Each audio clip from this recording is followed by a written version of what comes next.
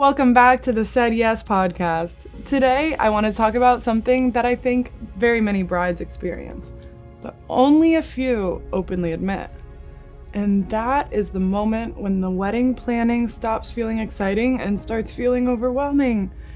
Because when most people imagine getting engaged, they picture happiness, celebration, excitement, romance, a beautiful season of life.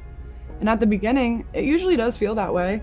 But somewhere between the Pinterest boards, the endless decisions, the budgets, the opinions, the timelines, and the pressure to create the perfect wedding, many brides quietly stop enjoying the process altogether. And I think that deserves more honest conversation, because wedding planning today isn't just logistics anymore. For many women, it becomes emotional labor.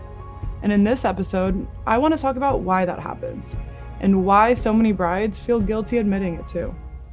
She said yes. Said yes?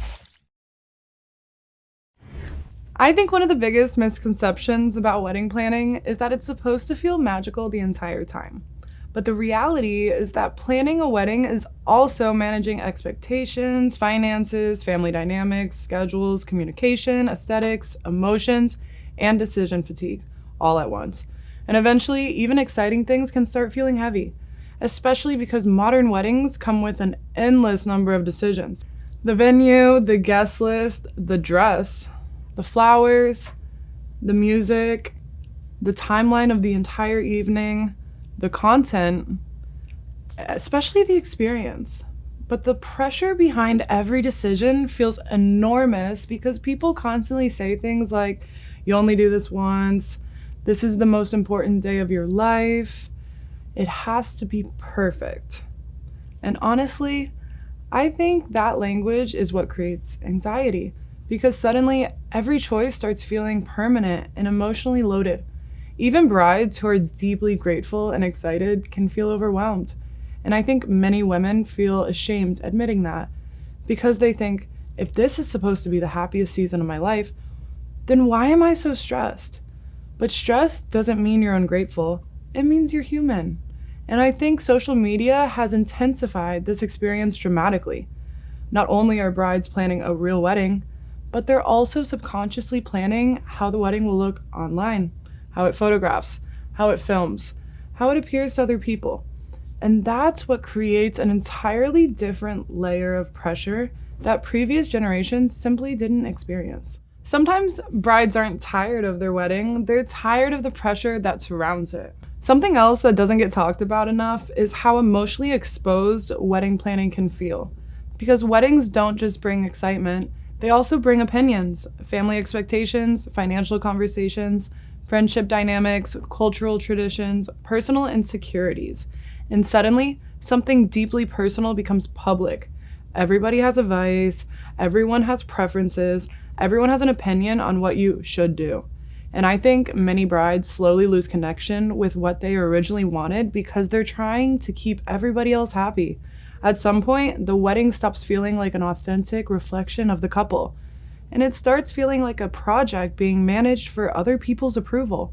And emotionally, that can be exhausting.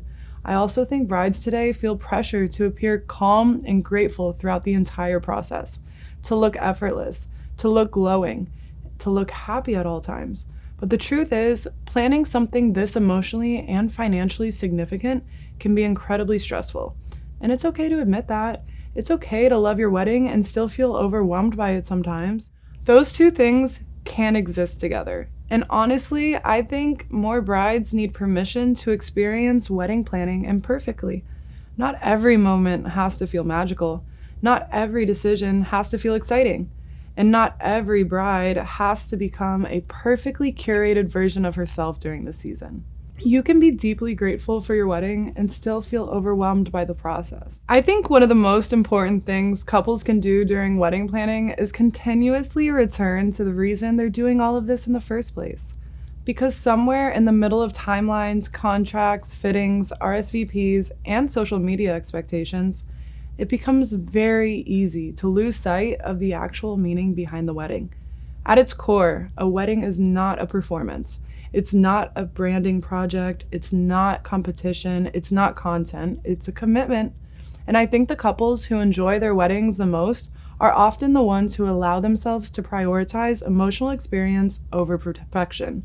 It's a commitment.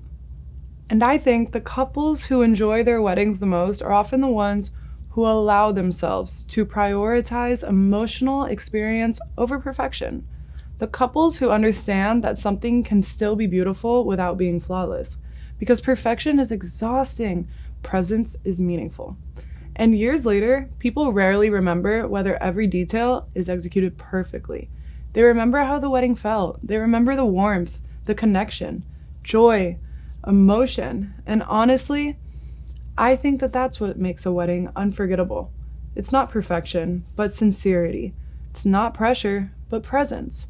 And maybe part of modern wedding planning is learning how to protect that emotional experience from all of the noise surrounding it.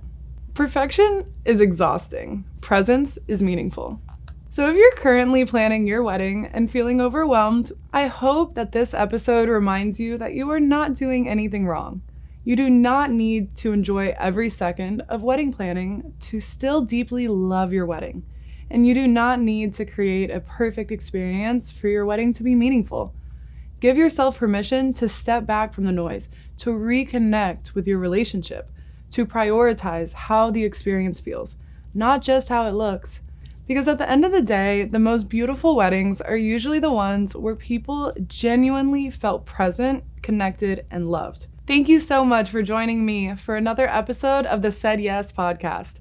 And I'll see you in the next episode.